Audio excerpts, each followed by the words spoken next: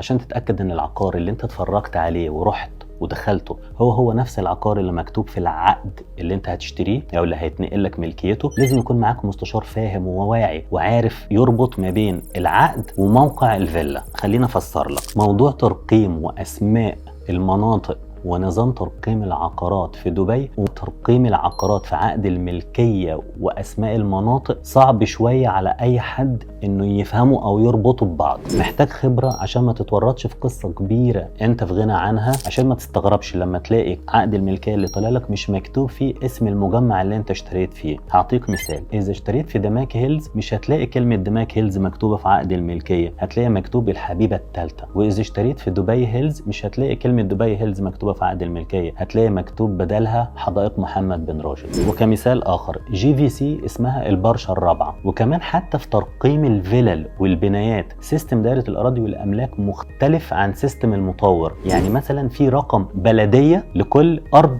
أو لكل فيلا، يعني مثلا الفيلا رقم V121 مش هتلاقيه مكتوب في العقد، بس هتلاقي رقم الأرض ورقم البلدية مكتوبين في SPA. لكن ما تخافش، لو معاكم مستشار شاطر وفاهم وعارف وعنده الخبرة الكافية مش هيسيبك تتورط الورطة دي. احنا بنروح نجيب SPA من المطور وبنربط ما بين SPA والتايتل ديد ونشوف كل الارقام متطابقة ولا لا، وكمان بنشوف موقع الفيلا على الماستر بلان ورقم الارض اللي مكتوب في التايتل ديد هو نفس الرقم اللي مكتوب في SPA، ونربط ما بينهم وبنتأكد من صحة المكان وصحة الموقع بتاع الفيلا اللي انت بتشتريها من عقد الملكية SPA. وبكده هتلاقي العامل المشترك دايما ما بين عقد الملكية SPA هو رقم الارض ورقم البلديه. ده الشيء الوحيد اللي انت هتتاكد منه انك بتشتري نفس العقار اللي انت رحت واتفرجت عليه. اذا محتاج اي استشاره او اي مساعده اتصل على الارقام اللي موجوده او ابعت لنا على الواتساب او اكتب لنا في الكومنتات واحنا هنرد عليك. شكرا، مع السلامه.